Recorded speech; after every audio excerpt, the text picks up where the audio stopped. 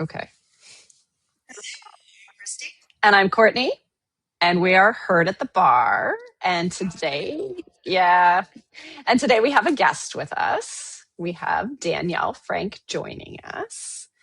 Danielle, tell us a little bit about yourself, and then we'll start talking.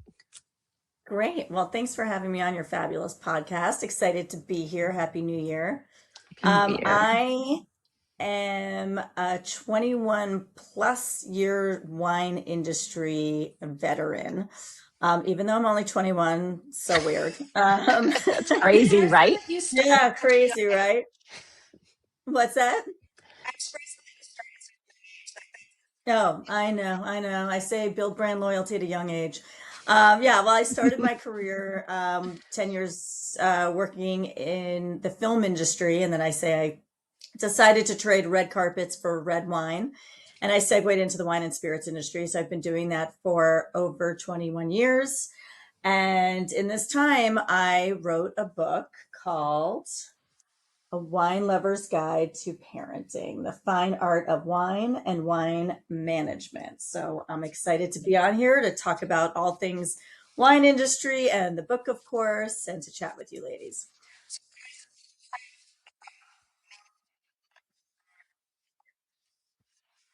Yes, we don't prepare for our podcast very often, but we both read your book. I'm glad. I hope you enjoyed it. Yeah, we do talk about facts and not look things up. I didn't hear what you said, Kristy. Oh, God.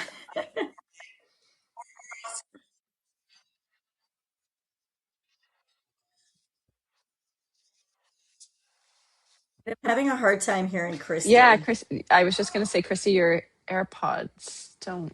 Okay. Oh, I'm glad it wasn't just me. No, I noticed it just then because I can hear her in surround because we're in the Yeah. same location. But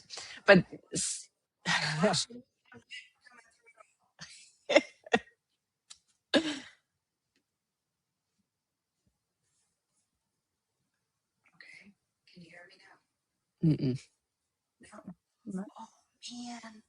Chrissy also got a new computer, so she's on a fancy new computer. So, the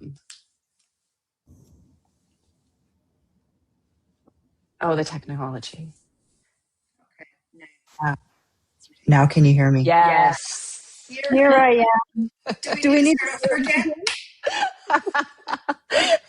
Before we use this product that we use for our podcast, we used to have to clap to try so that I could try to sync her video with my video while I was editing. And so we used to clap. So luckily now that we use Podcastle, we don't need to clap. It just does it for me. And was it before we started taping? I think I was bragging about how prepared we were. Yes. And welcome to Gen X teaching themselves how to podcast. Exactly. It's a process for all of us. Yep. Join us on this journey. Okay, so what I was saying is that you have inspired me to do something that I have yet to do on the podcast, that I've actually prepared for this conversation. I've actually read and watched and researched you and all that stuff. Whereas in the past, I have not. So well done. Good job, Danielle. Well, thank you. Well, I hope you didn't come across anything bad about me through the internet. No, I'm just kidding. There was not that there's anything bad to find. I just found one sex tape. That was it. And it was very tasteful. I did not. I'm joking for those of you who don't know me. No, wait, I lost but Kristy again. What I loved... Yeah, she popped off and on. She's back. Okay. We're good. Okay. Maybe my book's doing something. I'll move my book. But what I loved, and I think it was Us Weekly that said it was an outsider's guide to parenting, which I thought was really cool because it really does take a village. And I was thinking about that when I was preparing to chat with you, because we had a lovely conversation, a pre-conversation, about how you are aunt to biological nieces and nephews, but you also are aunt to so many other children in your life, which I just think is amazing that we all go through those phases where having someone who's not your parent, but an adult who's going to give you good advice to have in your corner to kind of escape to is just amazing. Yeah, I mean, I think, also my unique vantage point as a beloved auntie, like you said, to not only my niece and nephew, but so many of my friends' kids call me Aunt Danielle. You know, an outsider perspective, witnessing the beautiful chaos of motherhood while bringing a refreshment, judgment-free perspective. For me, it was just my homage to all the great parenting I see around me. The book allows parents to feel seen, validated, less alone.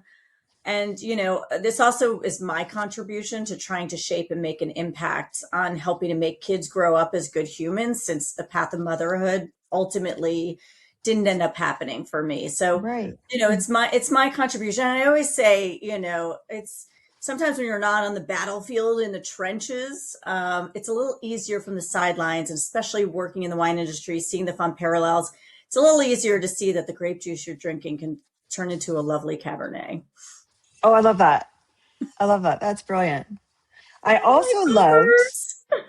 that's Oliver. Yes, this is Oliver. Hi, He Oliver. needed to be part of it, apparently. Oh my Yeah, God, it's so he cute. creeps in every so often. It'll be interesting 'cause he was actually sleeping just before we started taping. And so we were hoping that he was going to stay chill for this one. No, he's like, So it's showtime. I'm coming yeah, on. yeah, yeah, yeah, yeah. I'm prepared. I'm ready for my take. Yeah. Um, so before we start talking about the book, what I would love to know, because there is the whole film industry, you were a publicist for the film industry. Like, who did you work with? Like, let's have some like some fun Oh gossip. yeah. Like, this No, I is as mean, close to famous people as I've gotten in a long time. yeah, no, I definitely, I was 22, 23, living in New York City, working for Miramax Films, which at the time Okay. was in its heyday. Yeah. And it was the only studio really in New York. So as a New Yorker, native New Yorker, before I moved to LA, it was where I wanted to be. And I feel so blessed. I got so fortunate. I was in the international PR department. So, I traveled the world with, everyone and anyone, going to the Berlin Film Festival, Cannes Film Festival, Venice, press tours to Paris, Rome, London, with Nicole Kidman, Jude Law, Matt Damon, Gwyneth Paltrow. I mean, you name it, Samuel L. Jackson. Like, it was wild. It was, what a Yeah. time to be in my 20s, And I was just going living to in my, say, in your 20s, that's yeah, ideal. Like, living in my Yeah. studio apartment, but staying at the George Cinq in Paris, because that's where Mhm. they stayed. So we stayed where they stayed. yeah. Traveling around the world. It was an incredible time. Yeah.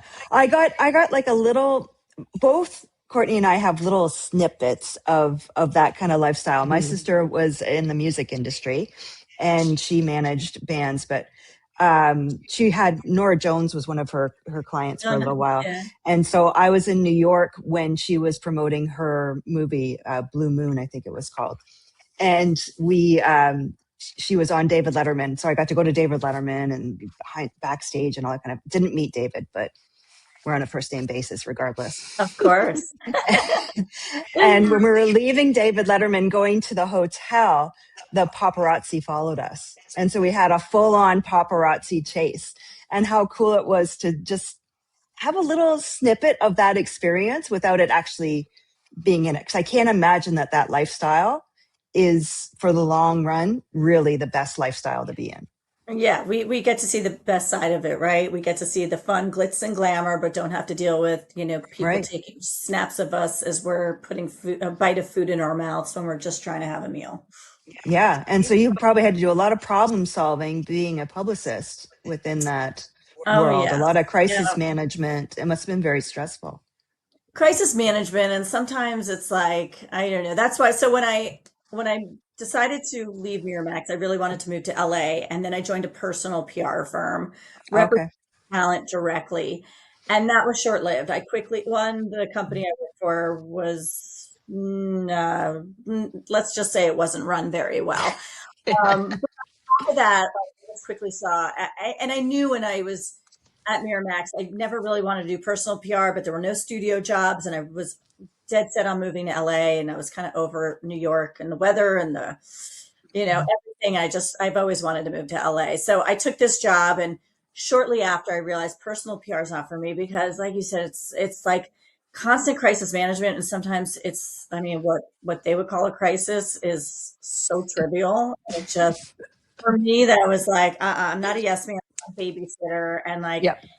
this is what I have to like panic over is like not for me. Yeah. Yeah. Wow. And then so then you got into the wine industry. Wine and spirits is what I read. So is it just wine or? So yeah, so I left my PR job, and I'm very unlike me. I'm very type A. So to leave a job without having another job was very Oh, wow. unusual for me. But my sister was working for a company that worked for Bacardi USA in New York, and she knew of somebody that was hiring out here, and it was a big jump back in salary and position and everything. But I was like, it's great. You work from home, and well, I'll do this until I figure out what it is I want to do when I grow up. And 10 years later at Bacardi, Bacardi's just spirits. So they're, Grey Goose, Right. Bacardi, Bombay Sapphire.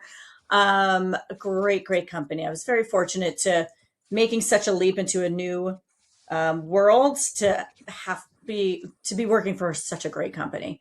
But after 10 plus years, I realized I'm a big wine lover, and I wanted to expand my repertoire knowledge to not just spirits. So Moët Hennessy came knocking on my door, and it was an opportunity I couldn't pass up. And so I've been with them for over 11 years, and Moët Hennessy is wine and spirits, the best champagnes, Veuve Clicquot, Dom Perignon, beautiful wines like Cloudy Bay and Joseph Phelps, and then a ton of spirits, Hennessy, Belvedere, Glenmorangie. Yeah, it's great. Nice. Well, we won't get into the political side of this, but we can't get many of those in Canada right now. They're off the I shelf still. know. Yeah. I know. It's Yeah. crazy times we're But we living in won't right go now. there. We won't go there. Nope. We've already been blacklisted from the internet once. We're not going to do it again. Yes. Yes. So we thought that we'd kind of talk about what we both loved. So one of the points that I loved in the book was the let them fall in order to learn how to get back up. I love that. We actually, I think our last podcast, we even talked about, like, are we doing our kids favors by making sure they're in the safest car possible, that they don't have to know how to, like, change a tire, that they don't have to know what it's like to have to check the gas gauge and make sure that you've got enough in. Like, the car is just going to go no matter what, and everything's taken care of for you. Are we doing them any favors in that? And it's interesting because I feel like I'm also not 100%, but more on the outside of that parenting thing, and that both of my daughters are adults and live on their own. So I'm not dealing with the day to day, but I just loved that idea of they need to suffer. They're not suffer, but they need to have those experiences in order to learn how to solve problems, in order to learn how to manage life and be successful in the world. Yeah, I mean, a And lot of that inspiration came from, one, taking from my own upbringing. And I was talking to somebody about this the other day. Like, I'd like to think if I was a parent, my parents, I know it's easier said than done when you're actually in it, but I would like to think it was more of how I grew up. My parents were divorced. Um, and they gave me a lot of freedom.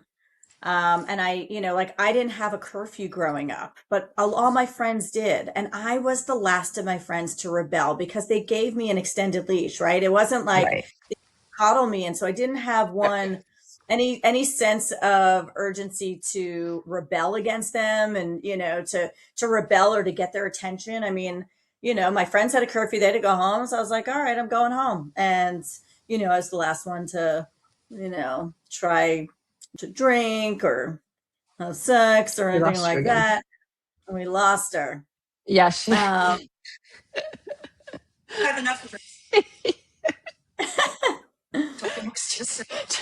Yeah, I agree. And it's the kind of the same way as I brought my kids up. So like my favorite I was reading the lesson 2 of the coddling, right?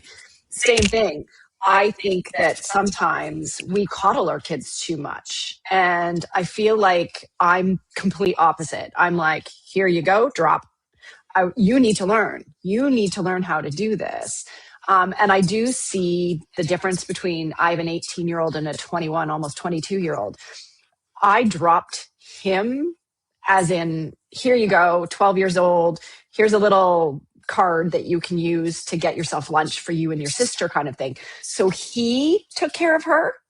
And I've noticed the difference between her and him for actually surviving. Like he's in Toronto, got his own condo, working three. He's a dancer, so he works three different jobs just to be able to pay the bills. And he's on the pavement trying to going to this audition, that audition kind of thing. Whereas my daughter is in first year university. She can't find a job, but she's also very much like, I'm going here, here, here. Nobody's listening to me. Okay. Whereas he wouldn't take that. He'd be like, no one's listening to me. I'm going to get in your face and you're going to listen to me. Whereas she's just like, okay, nobody's listening to me. And that's where, not only from my own upbringing, but I see it from the people around me. And that's again where I got this inspiration of, I see how these kids are prospering when you let them fall and they learn to get up on their own. I was talking about my two of my best friends, Mike and Nancy. They have the most extraordinary kid, Hudson.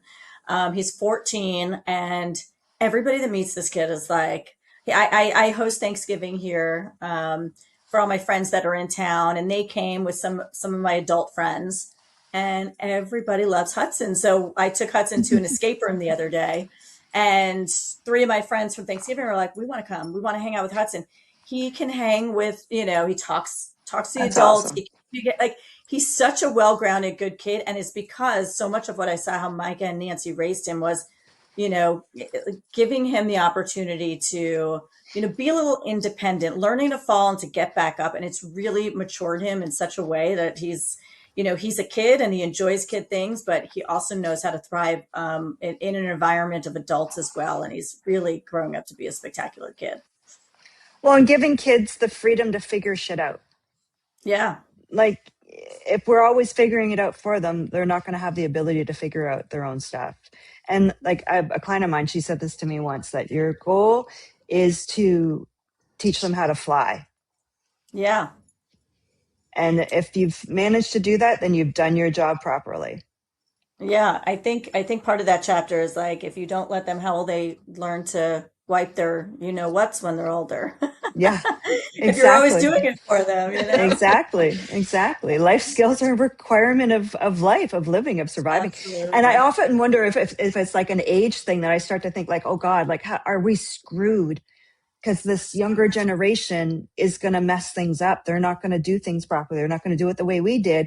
And are we then going to end up in the senior home, struggling even more so because we're surrounded by kids that are done at 2:00 in the afternoon because they want their work-life balance. And so you're left on your own, old lady. Figure out. Yeah. And then, that is a great question because, as kids, I don't know, we used to like stay outside on our bikes till dinner time. Yeah. And, Yep. we learned to build forts, and we learned to do, like, we learned to, I mean, what are the things that excited us when we were younger? I don't know, I'm totally aging myself, but like we played with like Lincoln logs. Like kids wouldn't even know what to do with that today. That would be so boring. But it's like we learned to make our own fun, even with like sticks and riding hopscotch on the streets. And Yeah. they're so stimulated by like their phones and things like that. They Right. don't know how to really, make their own fun out of what Right. they have. Well, and so much of our fun was made make believe. We had to come Oh yeah, up with like I our. remember playing cops and robbers outside with nothing, just running between Yeah. cars and like Yeah. I don't think I've ever seen a kid do that outside. I know, or Yeah. kick the can. Oh yeah, Kick this and everybody run and hide. and Like, how everyone fast run and hide. Yeah. Yeah. Yeah. Crazy. So, do you have a favorite chapter in your book, or anything that you want to read for us? I would love to read a chapter so your listeners get a feel and idea of the book. As you guys know, it's written like a classic children's nursery rhyme, but it's clearly made for adults because we talk about wine. but it is every time I use wine terminology at the bottom, it gives the definition. So one Yeah, of I my favorite love that. one of my favorite chapters is you don't want your kids to ferment. Now, the fermentation process in wine is when they convert sugar into alcohol. So, in this sense, it's when you think of sugar that's something sweet, alcohol that's harsh and biting. That's where this chapter comes into play. It's about teaching your kids manners. So, manners, manners, manners are the key to it all. These lessons need to start even when they're small. Teach them this from day one before they start to crawl. You don't want your kid to be the sour grape in the bunch and turn into a spoiled brat that kids want to punch. When they start talking, make sure they know thank you and please, and to always say bless you when they hear someone sneeze. Please and thank you are an absolute must. Without that, your child's a total bust. There's nothing worse than a child who has behavior that is crude, because it'll continue as they're older and become someone who's rude. People don't take kindly to and aren't nice to those with attitude, because it's very off-putting and puts others in a bad mood, oftentimes causing confrontation and leads to a nasty feud. Wanting to put a little bit of poison in your child's food. Is that really how you want your kids to be viewed? Wouldn't you prefer that there's someone who's wooed? Without manners, they'll ferment and turn into someone harsh and biting. They may turn into a kid who's rude, obnoxious, and always fighting. So teach your kids some manners and to have some heart and soul. Without that, your kid may well turn into an a-hole. True story. True story. But what I like, so again, the combination of the wine terminology, harsh and biting. I hadn't realized that was a term used. And I enjoy wine, and I've been to Napa. So that's as far as my expertise goes in wine tasting and the wine world. But explain that terminology for me a little bit with the wine. Yeah. So, well, the key with the idea with this, what I love about doing it this style as well is one, I just love to make people laugh. I've always enjoyed rhyming. And I just love the idea of making wine knowledge accessible, right? There's nothing too technical in this book. It's, I have a lot of friends that, when we go to dinner and the wine list comes and they're like, here, you take a look at it. It's, wine is meant to be fun and it's meant to be approachable, and you don't need to be an expert. It's all subjective too, right? What I like, you may not like. People have different tastes, and but yeah, so ferment, as I said, is turning sugar into alcohol. Harsh is just a harsh wine is overly astringent due to exceptionally high levels of acid or tannins in the alcohol. So a lot of the definitions, it's all they're all relatively known terms, even just talking about the different styles, Cabernet, Merlot, Right. Bordeaux. There's a lesson in here about, is your kid a mulled wine? Mulled wines are, I love this chapter because, as we know, bullying is a big issue in today's world. And a mulled wine is served heated and it's served like a punch, and it's spiced. So this is about, is your kid heated, spiced, packing a punch? But it gives a mulled wine recipe, which is great for this time of year. Yeah. And at the back of the book, it gives a basic understanding how wine is made. So again, it's nothing too technical. It's all fun and approachable and accessible.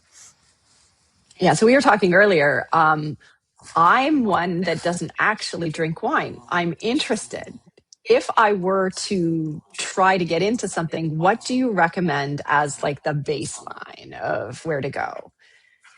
I mean, again, I think it's, it's subjective. If you're like I think in the warm weather, I like a nice white, but it's, some people like oaky Chardonnays. I don't. I love a nice Sauvignon Blanc. I love a Chablis. I love even a Pinot Grigio. They make some beautiful ones. But you're in Toronto. It's cold.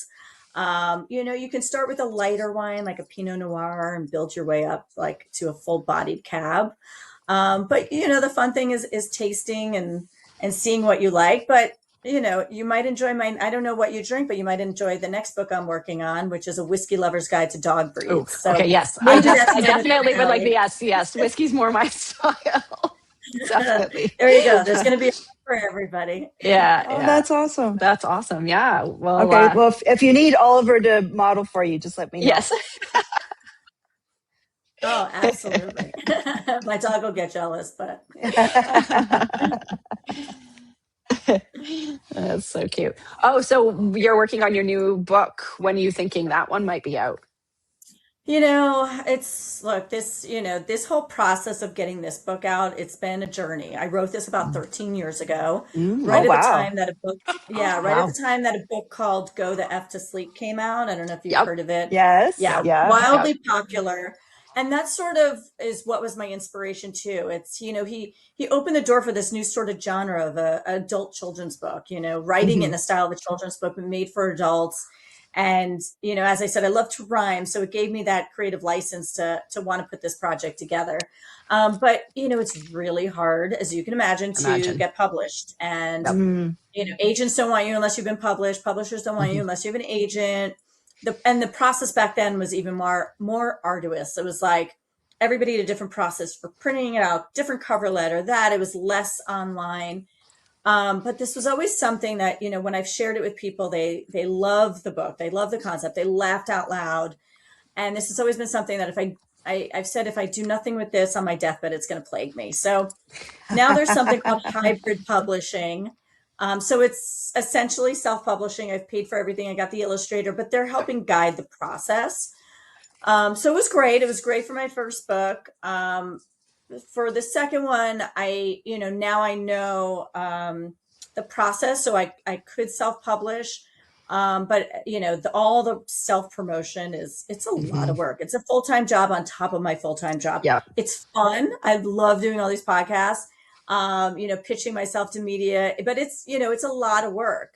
yeah. Yeah. So, the goal, I mean, wouldn't it be great if somebody gets wind of this current book and says, we want to Hmm. publish the next one? That would be Yep. ultimately the goal. So I'm writing it. I'm not going to be, I don't know.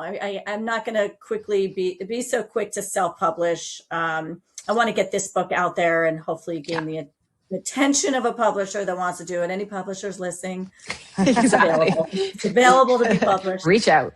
Yeah. Yeah. That's awesome. I love it.